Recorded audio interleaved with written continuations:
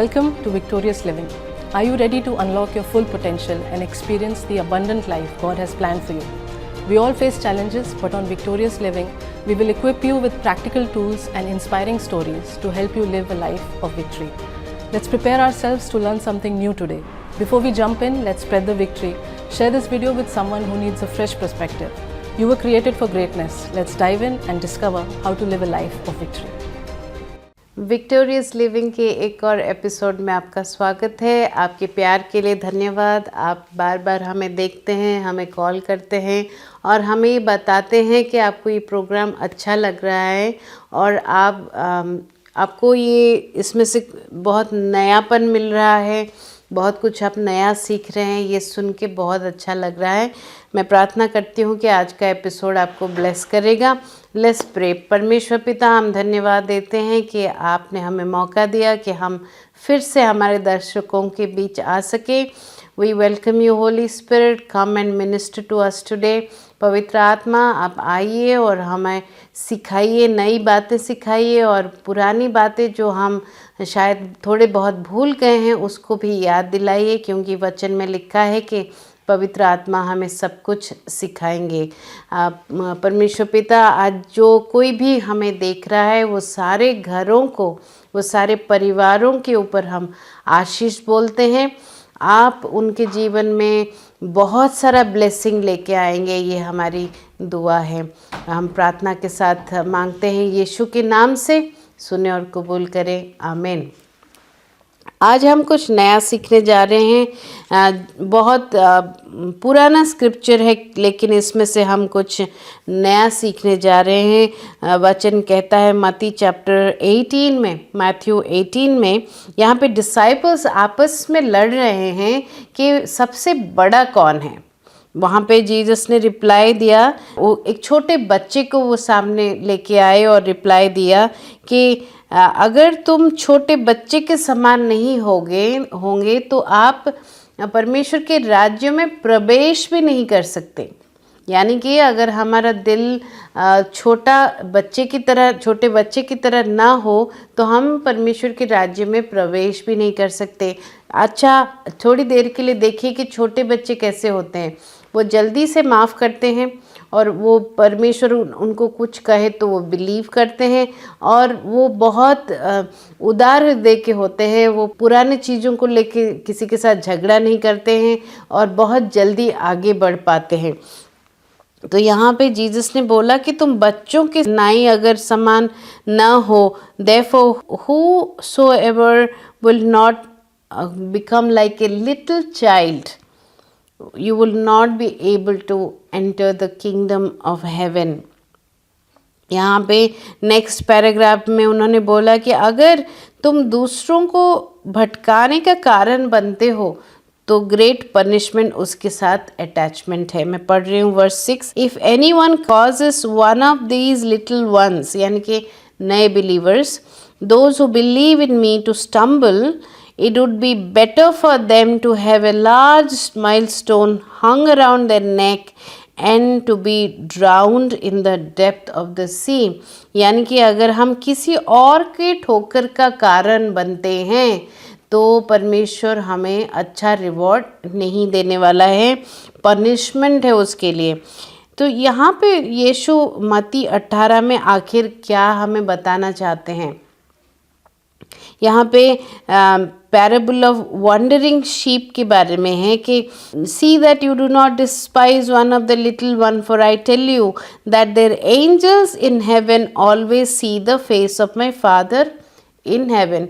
हमें कई बार लगता है कि हम ज़्यादा जानते हैं, वचन के बारे में ज़्यादा जानते हैं, या हमें ज़्यादा रेवलेशन है, या हमें ज़्यादा स्क्रिप्चर्स पता है, या हम ज़्यादा प्रार्थना करते हैं, तो हम केयरलेसली जीना शुरू कर देते हैं और हम भूल जाते हैं कि हर एक इंसान जिसके लिए यीशु ने अपना बलिदान दिया है, हर एक इंसान परमेश्वर के लिए उतना ही चाहिता है जितना आप और हम हैं।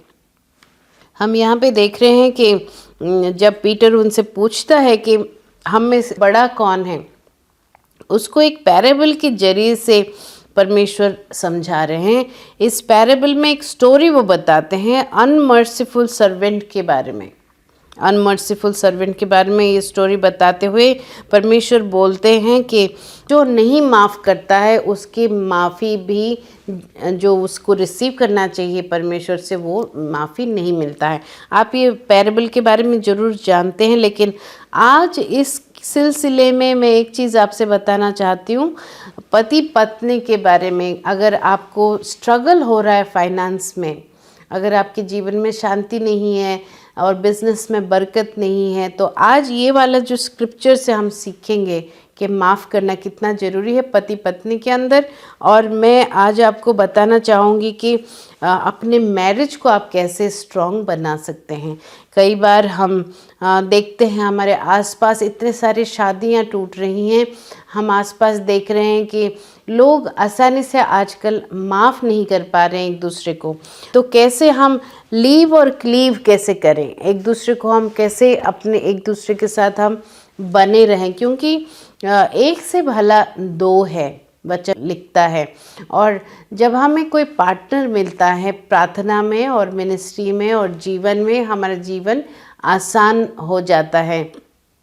तो हम अपने मैरिज को स्ट्रॉन्ग कैसे बनाएं? सबसे पहले तो यीशु मसीह को अपने मैरिज का फाउंडेशन बनाइए, क्योंकि वो शांति का अधिपति है। वो आपके जीवन में शांति लेके आता है, आपके फाउंडेशन को मजबूत करता है।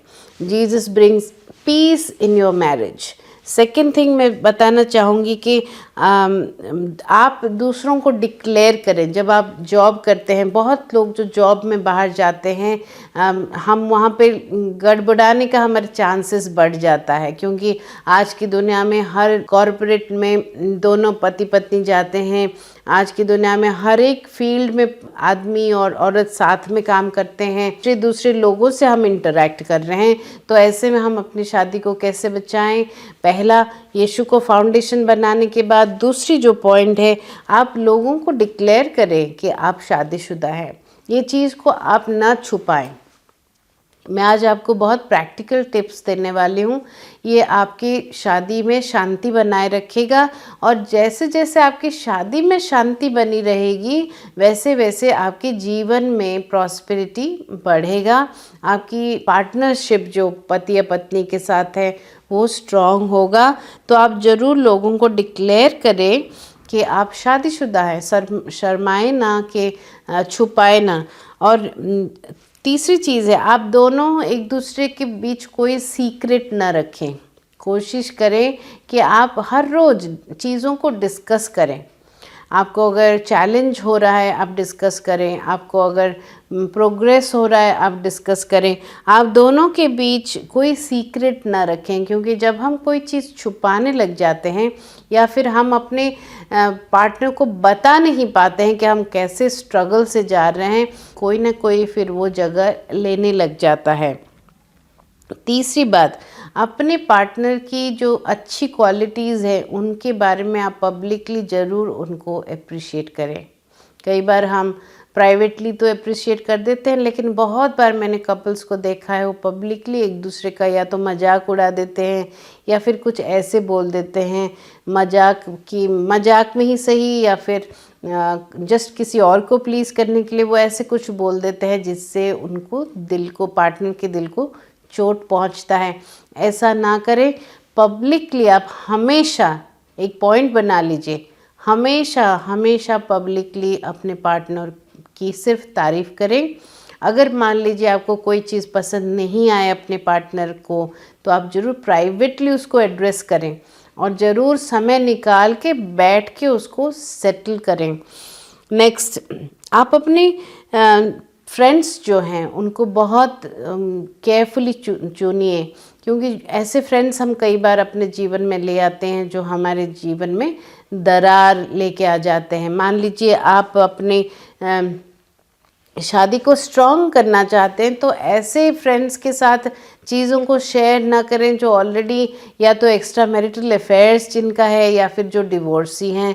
उनके साथ आप बहुत ज़्यादा उठना बैठना करेंगे तो आप उनसे प्रभावित होंगे और आपका जीवन, आपका शादी उससे अफेक्टेड होगा। मैं ये नहीं कह रही हूँ कि आप अपने फ्रेंड्स को इग्नोर करिए या उनको रिजेक्ट करिए, लेकिन आप ज़रूर उनसे सलाह ना लें अपने चीज़ों को सॉल्व करने के लिए, क्योंकि उनकी जीवन में ऑलरेडी रिलेशनशिप को लेके स्ट्रगल है, तो वो सल्यूशन देने लायक नहीं है आपके जीवन में। आप उनको फ्रेंड बना के रख सकते हैं, लेकिन जब भी आपको अपने मैरिज के सल्यूशंस लेने हैं उनके पास जाइए, या तो जो 40 साल से मैरिड है या 30 साल से मैरिड है या जिन्होंने संघर्ष करके अपने मैरिज को बचाया है, उनके पास जाइए और वो आपको राइट सलाह दे पाएंगे। Watch your thoughts. आप अपने थॉट लाइफ को ज़रूर मेंटेन करें, पॉजिटिव रखें और आप ऐसे चीज़ें ना सोचें जो इवेंचुअली आपका पाप का या सिन का कारण बन सकता है। अपने थॉट लाइफ को प्योर रखिए। मैं हमेशा सलाह देती हूँ लोगों को कि आप साइलेंट टाइम ज़रूर परमेश्वर के साथ बिताएं। आप अगर परमेश्वर के साथ रोज़ समय नहीं बिताएंगे, आपके पास संघर्ष में लड़ने की क्षमता कम हो जाती है, टेम्पटेशन से बाहर आने की क्षमता कम हो जाती है, सही और गलत में पहचान करने की क्षमता कम हो जाती है। इसीलिए आप परमेश्वर के साथ समय ज़रूर बिताएं, रोज़ बिताएं। 15 मिनट से लेके 1 घंटे से लेके 3 घंटे तक आप परमेश्वर के साथ समय ज़रूर बिताएं।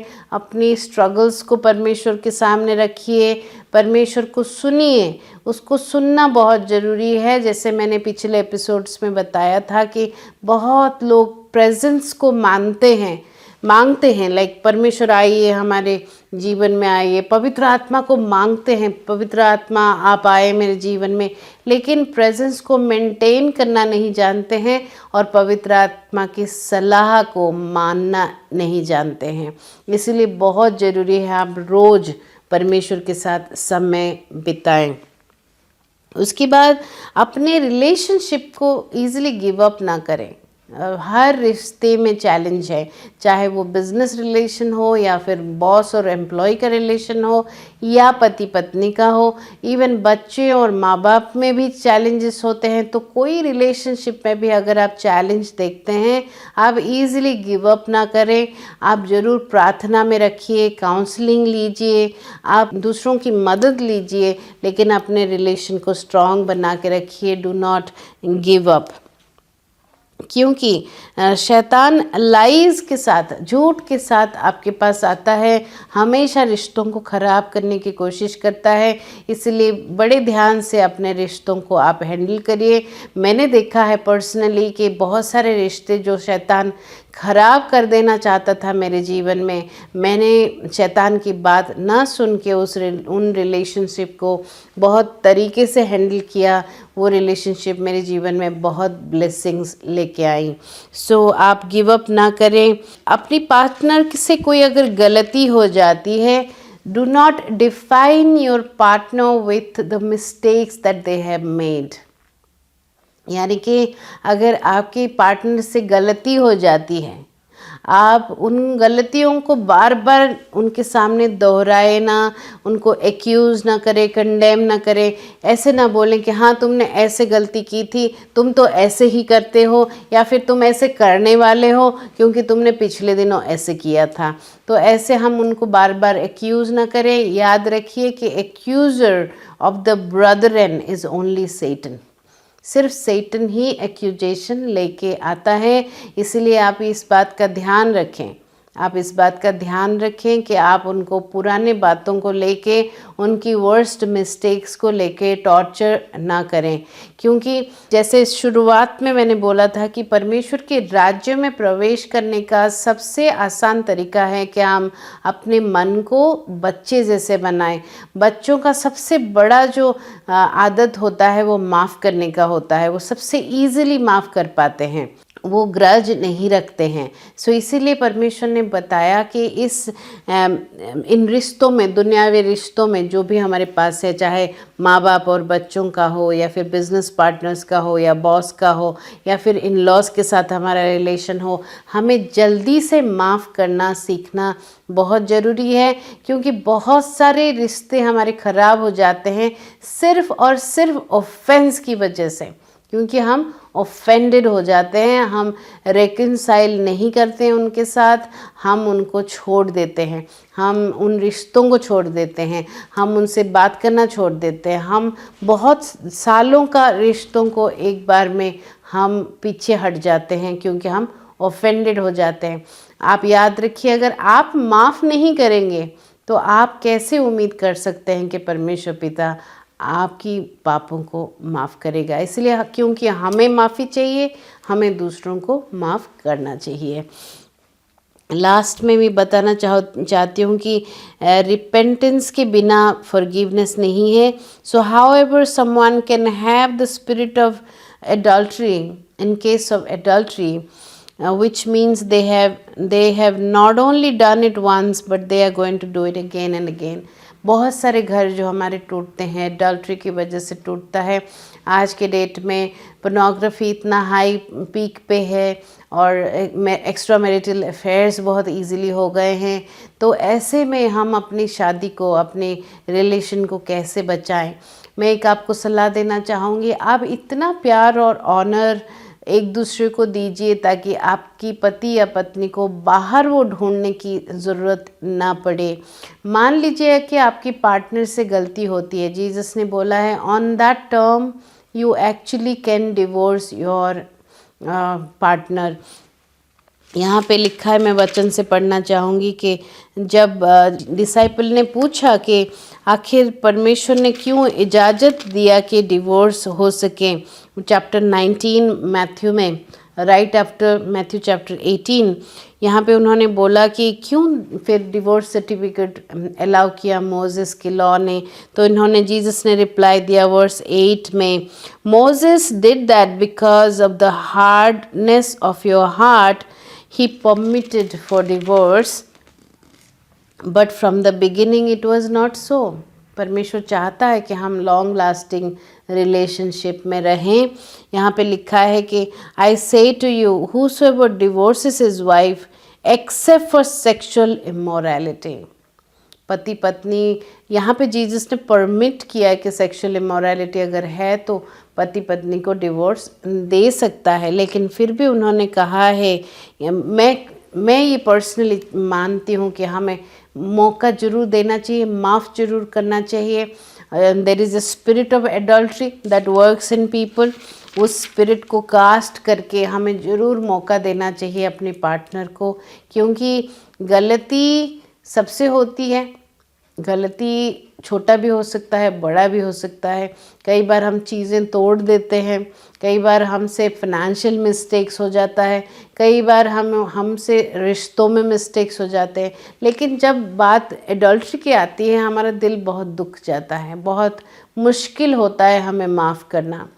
सो क्या ये पॉसिबल है कि आप अपने पार्टनर को माफ़ कर सको? मान लीजिए आप एडल्ट्री आपकी पार्टनर ने की और आप उसका शिकार हैं, आप माफ़ नहीं कर पा रहे हैं, आप इस पॉइंट पे आप उनको डिवोर्स दे सकते हैं। लेकिन मेरी ये मानना है, अगर आपकी पार्टनर ने प्रॉपरली दिल से रिपेंट किया है और चेंज किया है अपने आप को, आप उनको ज़रूर एक मौका दें। कई बार परमेश्वर ने बोला है कि तुम माफ़ ज़रूर करो। माफ़ी का मतलब ये नहीं है कि हम सामने वाले की गलती या अपने पार्टनर की या फिर अपने बिजनेस पार्टनर की या फिर हमारे दूसरे रिश्तों की गलतियों पे हम पर्दा डालें। नहीं, गलती होती है, हमें पर्दा डालने की ज़रूरत नहीं है। लेकिन अगर उनकी रिपेंटेंस जेन्युइन है, हमें माफ़ करके उनको दूसरा मौका देना चाहिए। चॉइस आपकी है।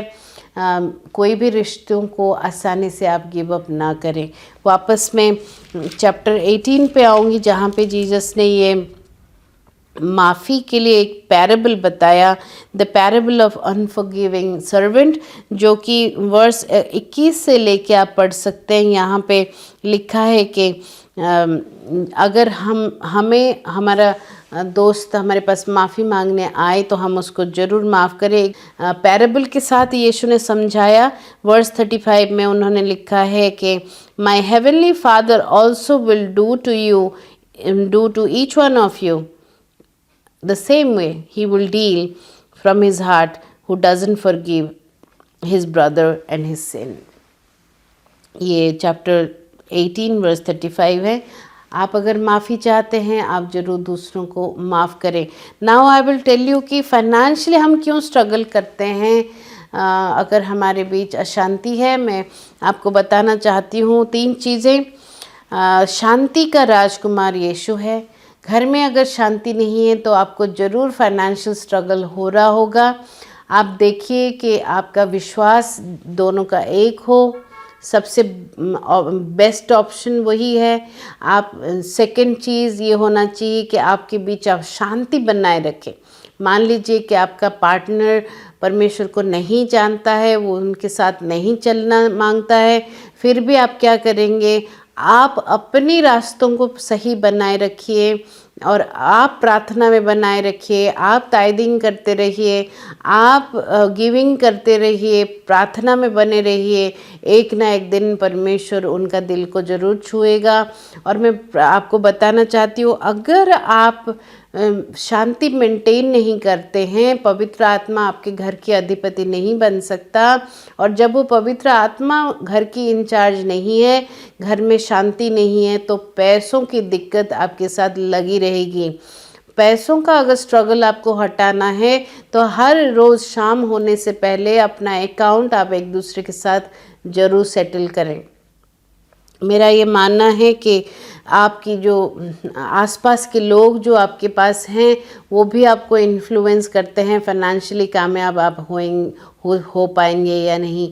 तो अपने फ्रेंड सर्कल को चेक करिए, अपने परिवार की शांति को चेक करिए। पति पत्नी में आप विश्वास और शांति को बने रखिए, प्यार को बनाए रखिए, तो आप ज़रूर फाइनेंशियल फ्रीडम पाएंगे। और मैं ख़त्म करने से पहले आपको याद दिलाना चाहती हूँ कि आपकी कॉल्स और मैसेजेस हमें एनकरेज करते हैं। आप इस प्रोग्राम के बारे में ज़रूर दूसरों से बात करिए, बताइए आपने क्या सीखा, वो डिस्कस करिए। क्योंकि जब आप दूसरों को सिखाते हैं, दूसरों को वचन सिखाते हैं आप, तो आप वचन में आगे बढ़ पाते हैं। मैं प्रार्थना करूंगी, उससे पहले आपको एक आयत याद दिलाना चाहूँगी, एक स्क्रिप्चर याद दिलाना चाहूँगी। Matthew chapter 6 verse 33 which says, Seek first the kingdom of God and everything else will be added to you। यानी कि सबसे पहले परमेश्वर की खोज करें। कैसे हम परमेश्वर की खोज करेंगे? कैसे अपने मैरिज में हम परमेश्वर की खोज करेंगे? कैसे हम अपने बच्चों में परमेश्वर को खोज करेंगे? क्योंकि परमेश्वर की खोज करने का मतलब है his way of doing things, कि परमेश्वर कैसे काम करता है उसको ढूंढ निकालिए, उसको ढूंढिए। किस रास्ते से, किस तरीके से वो काम करता है उसको ढूंढिए। जैसे ही आप परमेश्वर की खोज करके उसके रास्तों को आप निकालते हैं, ढूंढ के उसके रास्तों को आप मानते हैं, तो हर वो चीज़ आपको ज़िंदगी में जो चाहिए वो आपके जीवन में यूं ही दे दी जाएगी। सो आप अपने पार्टनर से झगड़ा ना करें। अगर आपको कुछ चाहिए जीवन में, परमेश्वर की खोज करिए और प्रार्थना करिए। आपका सोर्स जो है वो परमेश्वर है। आपका सोर्स, इकलौता सोर्स है, वो है परमेश्वर। इसीलिए अपने पार्टनर पे अनड्यू एक्सपेक्टेशंस रख के उनके साथ डेली झगड़ा ना करें कि आपने ये मुझे नहीं दिया। इससे अच्छा है आप परमेश्वर के पास जाइए, उसके रास्तों को ढूंढिए, काम करिए उसके हिसाब से और प्रार्थना करिए। जिस किसी भी चीज़ की आपको ज़रूरत है वो आपको यूं ही दे दिया जाएगा। चलिए प्रार्थना करते हैं। परमेश्वर पिता, हम धन्यवाद देते हैं कि आज आपने बहुत कुछ हमें सिखाया वचन से, और मैं प्रार्थना करती हूँ कि ये वचन हमारा देहधारी बने, और हमारे जीवन में रेवलेशन लेके आए और हमारे रास्तों को बताए कि कौन से रास्ते में हम चलें और कैसे चलें। परमेश्वर पिता मैं धन्यवाद देती हूँ कि आज के एक एक दर्शक, एक एक ऑडियंस जो हमें सुन रहा है परमेश्वर, क्योंकि आप उनको लेके आए हैं टीवी के सामने, मोबाइल के सामने आप उनको लेके आए हैं ताकि वो हमें देख सके। मैं प्रार्थना करती हूँ कि उनका जीवन बदल जाए, क्योंकि एक टच जो परमेश्वर की तरफ से हमें आता है, एक वर्ड जो हमें परमेश्वर की तरफ से मिलता है, वो हमारे जीवन को हमेशा हमेशा के लिए बदल सकता है। परमेश्वर मैं धन्यवाद देती हूँ कि आज के बाद इनके जीवन में, परिवारों में, उनके घरों में शांति आएगी, फाइनेंशियली समृद्धि आएगी, उनके बिजनेस में, बैंक अकाउंट में, जॉब में आप बढ़ोतरी देंगे। मैं धन्यवाद देती हूँ कि एक एक इंसान जो आज मुझे देख रहा है और सुन रहा है, उनके जीवन में बदलाव आएगी। यीशु के नाम से may the Lord bless you, make his face to shine upon you, give you peace and keep you safe। अगली बार हम फिर आपसे मिलेंगे, तब तक विक्टोरियस लिविंग की टीम की तरफ से और मेरी तरफ से बहुत बहुत धन्यवाद। God bless you. Thank you for joining us today, and I hope you were blessed by this message. Let's use this encouragement to spread hope and light not only in our own lives but also in our families and communities. If this message resonated with you, leave a comment and let us know how God is working in your lives. Stay victorious and be blessed.